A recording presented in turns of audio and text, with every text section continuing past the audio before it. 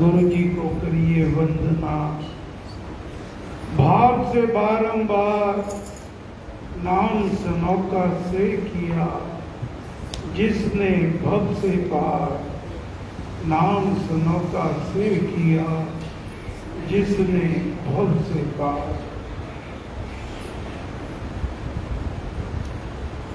हे गुरु महाराज, आपके आशीर्वाद से श्री राम कृपा से हमें आपके श्री चरणों में बैठकर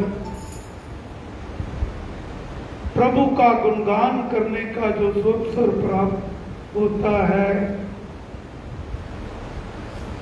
आपकी वाणी को श्रवण करने का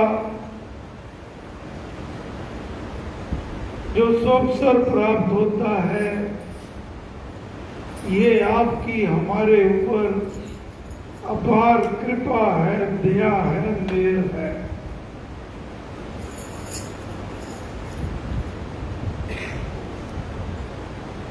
प्रसंग चल रहे हैं कि हमने साधना करनी है। किसकी साधना करनी है? जो गुरु महाराज ने हमें मंत्र दिया, राम नाम की साधना करनी है। बड़े विश्वास से करनी है और संशय रहित होकर इस साधना को करना चाहिए कि यही एक मंत्र है जो तारने वाला है, जो सब सुख देने वाला है, और हमारे जीवन में जितने भी विघ्न आते हैं, दिक्कतें आती हैं, उन सबको दूर करने वाला ये महामंत्र राम राम ही है।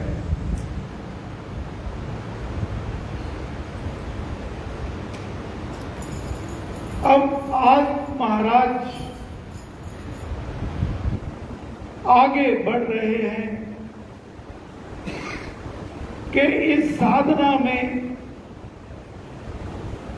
कौन कौन सी बातें ऐसी हो सकती हैं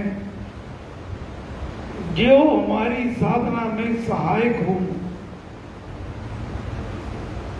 जिससे हम इस साधना के मार्ग पर और आगे बढ़ते रहें और उसका हमें लाभ, अधिक लाभ मिले। ये महाराज की वाणी 26 दिसंबर 1940 साधना सत्संग होशियारपुर में महाराज ने अपने सन्मुख उपस्थित साधकों को कही थी।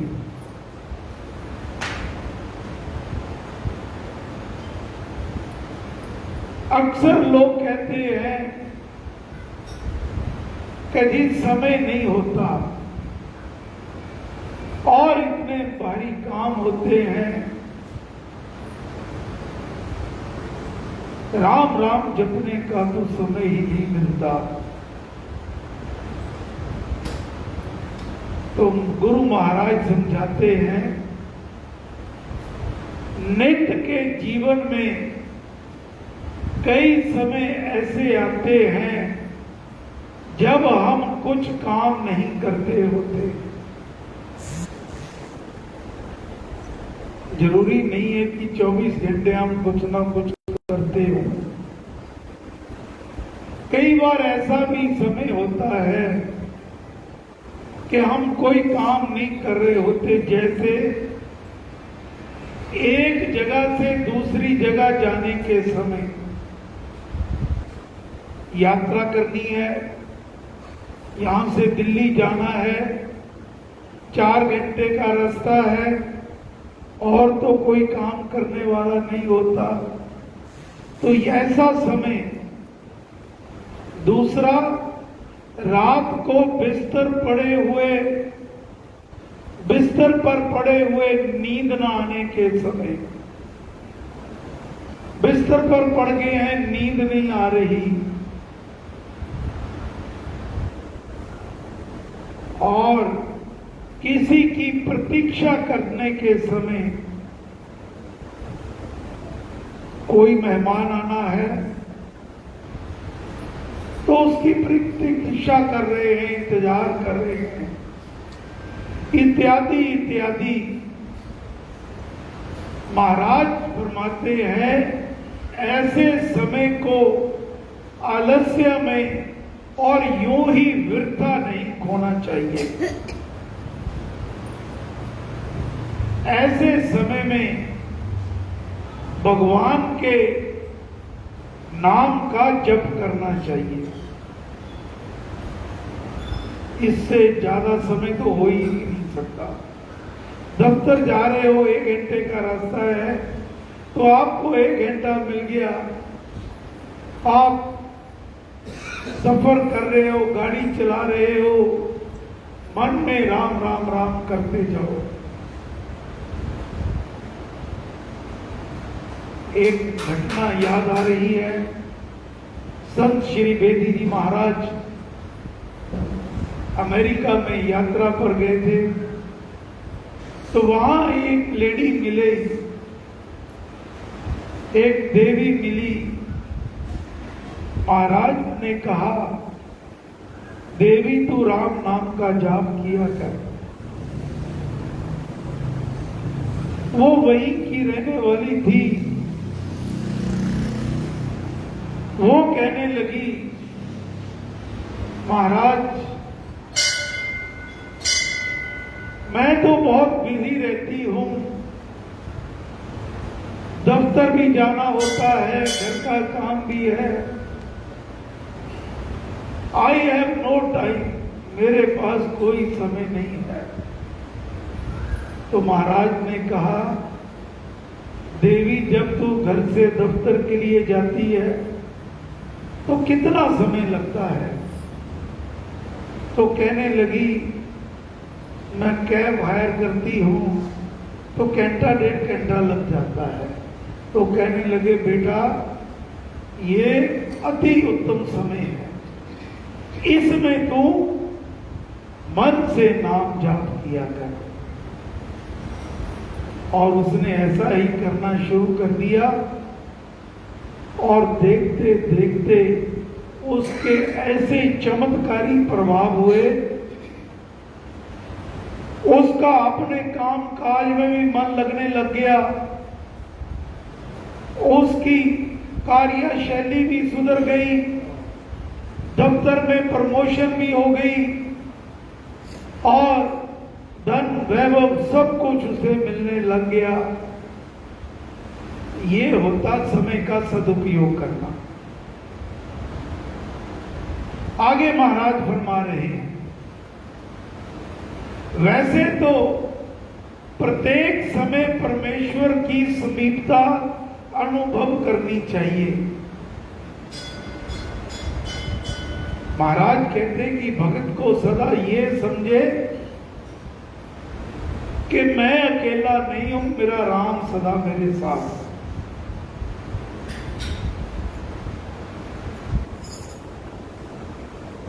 मुझे याद आ रही, मेरे पिताजी गृहस्थ में हजारों काम होते हैं, गांव में दुकान भी करते, शहर के काम भी करते, और कई बार दफ्तरों में भी जाना होता।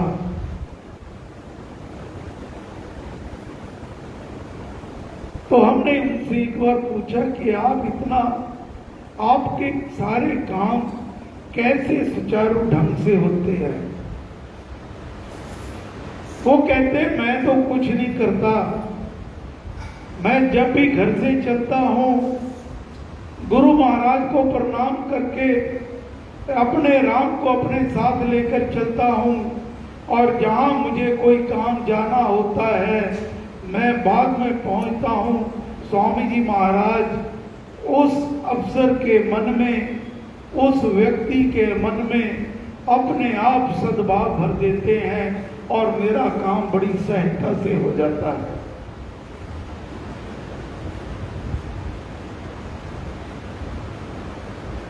तो महाराज कहा करते कि सदा परमेश्वर को अपने संग मानो।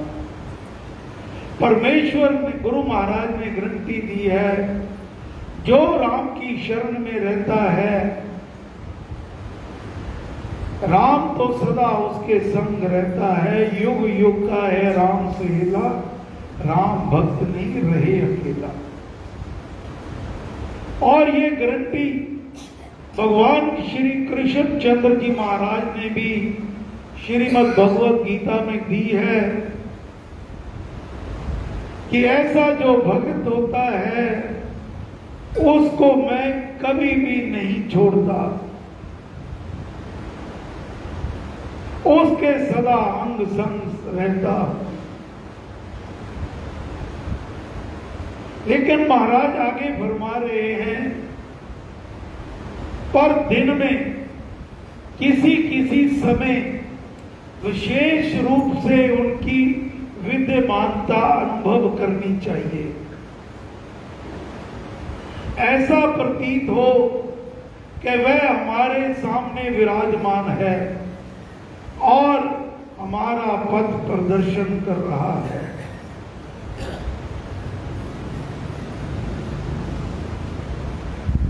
अब जैसे अब हर भक्तों हर आप एक बात पे केंद्रित नहीं कर सकते।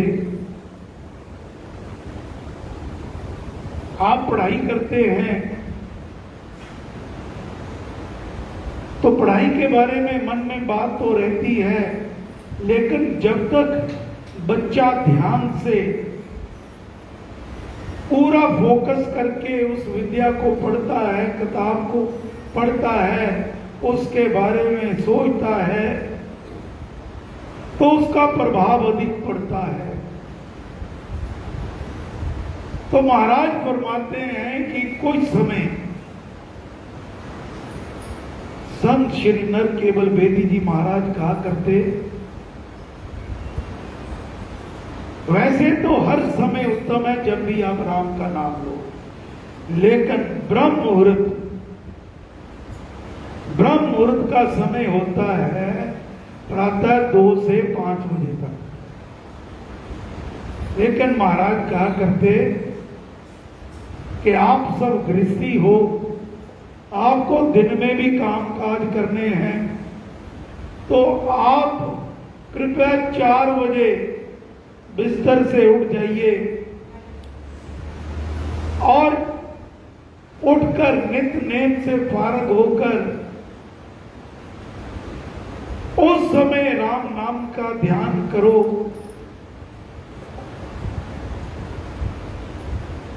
तो आपको ऐसे लगेगा मेरे राम मेरे सामने है, और जिस नाम का मैं जप कर रहा हूं तो उनके नाम में नामी विराजमान रहता है, वो मेरे साक्षात सामने प्रकट है और उसकी कृपा, राम कृपा मेरे ऊपर साक्षात आ रही है। ब्रह्म मुहूर्त में अब जैसे मौसम खराब हो गया, बिजली कड़क रही है, अंधेरी है, तो आपका जो वाइब्रेशंस होती हैं, टीवी चल रहा है, मोबाइल है इत्यादि, उसमें विघ्न आता है। लेकिन शांत वातावरण हो तो वो वाइब्रेशंस को आपका यंत्र बड़ी आसानी से और बड़ा स्पष्ट पकड़ लेता है। इसी प्रकार ब्रह्म मुहूर्त में जब आप जाप करते हो तो सारी सृष्टि शांत होती है, और उस समय जब आप राम राम का जाप करोगे तो आपको बड़ी सहजता से अनुभव होगा। महाराज तो कहा करते, दिन में क्या करना है, कैसे करना है, ऐसे वो सामने प्रकट हो जाते और मैं कॉपी पेंसिल लेके बैठ जाता, जैसे किसी को डिक्टेट कोई कराता है कि आज ये करना है, आज ये नहीं करना, आज फलाना व्यक्ति ये तुझे आएगा, उसके मन में ये भाव है, उससे सावधान रहना, इत्यादि इत्यादि। अब गुरु महाराज अमृतवाणी में फरमाते हैं, और क्या करें, हमें इस राम नाम के जाप से अधिक लाभ हो, हम साधना में आगे बढ़ते रहे। 2 दिन की विशेष ध्यान साधना श्री क्लेश्वर मठ, श्री क्लेश्वर महादेव मठ मंदिर कलेसर में लग रही है 30 जून और 1 जुलाई को। वहां पर इन बातों को और भी विस्तार से बताया जाएगा।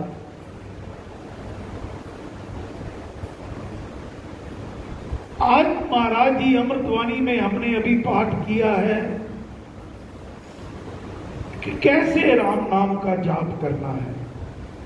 महाराज फरमाते हैं, मंत्र धारणा यूं कर विधि से लेकर नाम, जब ये नीचे अचल से शक्ति धाम श्री राम। हे प्यारे, पहले तो तुझे विधि पूर्वक किसी महापुरुष से, किसी ज्ञानी से, जिसने स्वयं अनुभव किया हो, उससे नाम दीक्षा लेनी होगी। इस राम मंत्र को ग्रहण करना होगा और विश्वास से ये मंत्र, जो गुरु ने मंत्र दे दिया, फिर विश्वास पक्का होना चाहिए। गुरु ने ये कहा है तो ये पूर्ण रूप से सत्य है। गुरु किसी भी रूप में हो सकता है।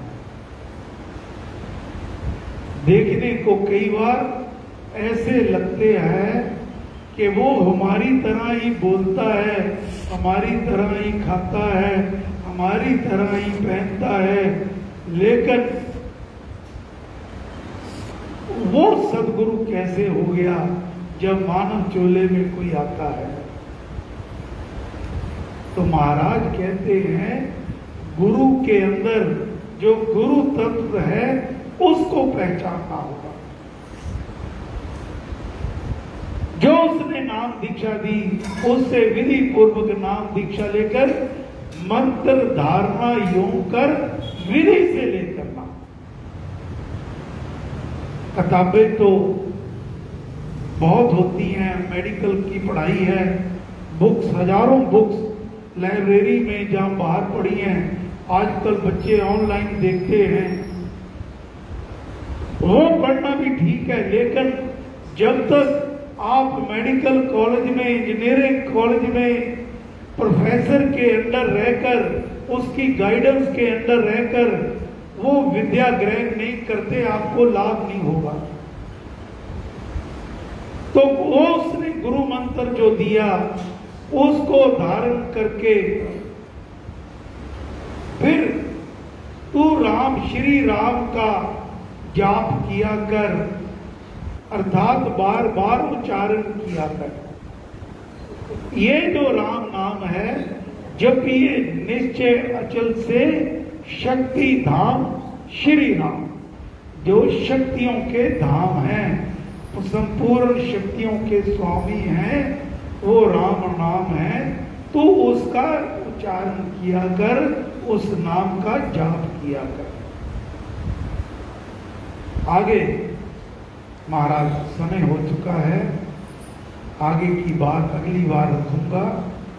आज यहीं पे बात समाप्त करेंगे कि राम नाम का मंत्र जो हमें गुरु महाराज से मिला है, उसका बड़े विनम्र भाव से, प्रीति पूर्वक, भक्ति भाव से भरपूर होकर, दृढ़ विश्वास से उसका नाम जप करें और परमेश्वर को सदा अपने संग माने और कुछ समय के लिए ध्यान में बैठे, विशेषकर ब्रह्म मुहूर्त में, और ऐसे माने कि वो बिल्कुल मेरे सामने प्रकट है। फिर देखना वो आपको ऐसे बात होती है जैसे सामने दो मित्र बात कर रहे हैं। हे भगवान, ऐसी कृपा करना, मेहर करना, दया करना, ऐसी स्थिति हमको, हम सबको अपने इस जीवन काल में प्राप्त हो। हे राम, सब पर कृपा करना, मेहर करना, दया करना। जय श्री राम। जय